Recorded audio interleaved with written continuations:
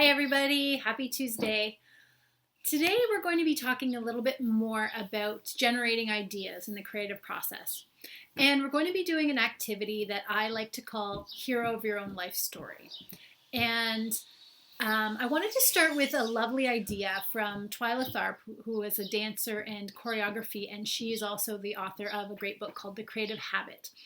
And she says, or writes, before you can think out of the box, you have to start with the box. So this speaks to the idea that having a container or having some limitations around our writing project can be really useful, especially in terms of generating ideas. Because when we think, oh my goodness, I could write about anything, often that feels very overwhelming. Whereas when we start to give ourselves some rules, narrow down our parameters, that's sometimes when we can really get into the heart of something specific and juicy and interesting, right? So it can be a lot of fun. Today we are going to do a stream of consciousness write, and as I said, I call it the Hero of Your Own Life Story. I first participated in this activity with Linda Ludwig in Elora, Ontario, and I found it a really transformative tool. This particular writing activity can be very personal, or it can be used in that particular way. So what we're going to do is a 3-card story. We're going to be working with images, so this is going to be our container for this project, specifically with a tarot deck or an oracle card deck. And if you have personal issues with working with tarot cards, first of all, I want to let you know we're simply using them for their images, right? We're not going to be doing any divination or anything like that. That's not the way we're using these cards. Having said that, though, if you feel more comfortable, if you're one of those people and feel more comfortable working with images, what you can do is you can do a random Google search, perhaps. You can pause this video and search for something like, great classic paintings or masterpiece, that kind of thing, so that in Google Images, and then you can generate, a random 3 photos, or 3 images, I should say, photos of these paintings. Or photographs work well with that as well. So the idea, though, is that there's a certain randomness to the process. So they're ones that kind of speak to you without you really thinking through, well, I want this one because of this reason and this one because of this reason, right? We're going with the random factor here, with what calls out to us. So if you do, though, have an oracle deck or a tarot deck, pause this video and go pull it out. Also, there are many online free oracle decks, so you can just type in free oracle deck or free tarot deck, and you can use one of those. So you're going to choose 3 cards. Now, the key thing here is that you don't get caught up on reading the written description. So we're not intent on finding out what these cards mean or what's behind them, even though there's a lot of interesting background to this. I know I had read before that one of the intentions of the tarot deck was to try to represent the whole range of human psychology in the course of a normal or long human lifetime that somebody might encounter. So there's a lot to each of these cards. There's a very rich history, but we're not going there. We are using this to create our own response. So don't get hung up on the meanings of these cards. Okay, so if you do not have a deck or want to use one of the online ones, I will do a pick for you, and I'll take a shot of these and put them up while you're doing your write, so you can really check them out. So the 3 cards that I am choosing, number 1, the Lovers.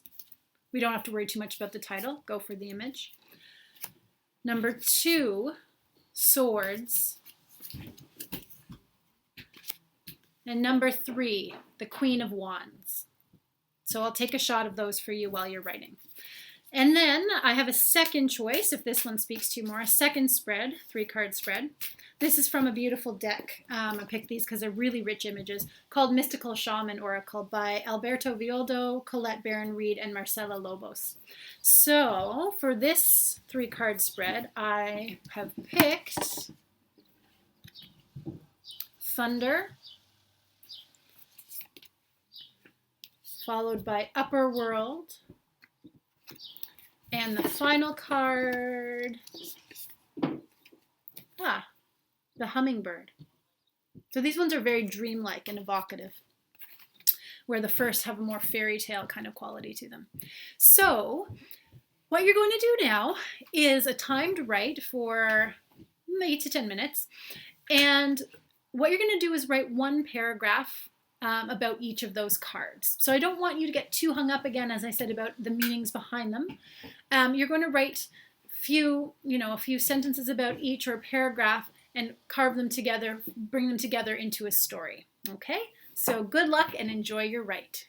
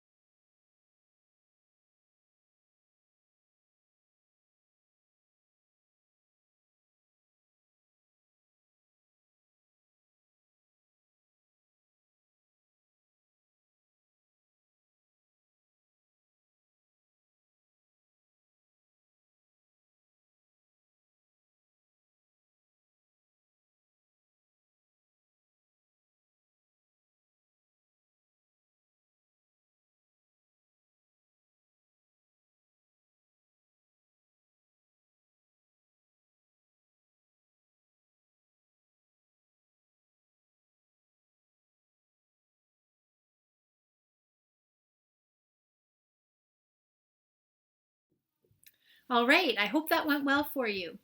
So what we're going to do now is just take a couple minutes, and I want you to read this story as it came out. So when you're done listening to this video, you'll give yourself a few minutes to work on this next part. So first you'll just read the story as it came out. And just note, are you surprised where your stream of consciousness led you? Then you have an optional opportunity for some self-reflection. And I do urge you to do this if you're in a space where you feel like you'd like to do a little look inward. So try it out. And what you're going to do is reread this story now to yourself out loud, or to a friend or a relative, somebody you trust, in the first person. So by that, I mean every time there is a proper noun or pronoun, so he, she, the princess, the queen, the hummingbird, whatever it is, every time there's a noun, a person, a character, it might be an animal in these stories, but replace it with me, my, or I. So now you're going to be telling the story with you, not only as the protagonist, but in fact as potentially all of the characters, right? And this can be a very powerful mode of self-reflection. So then if you'd like, you can ask your listener to reflect on, or you yourself can reflect on the strengths and the potential challenges for the main character, in this case you, that have come out in this story. So this can be a very self-reflexive and thought-provoking activity to do. Then send me any questions, comments, or share your story if you'd like. I'd love to hear from you. Take care and happy writing.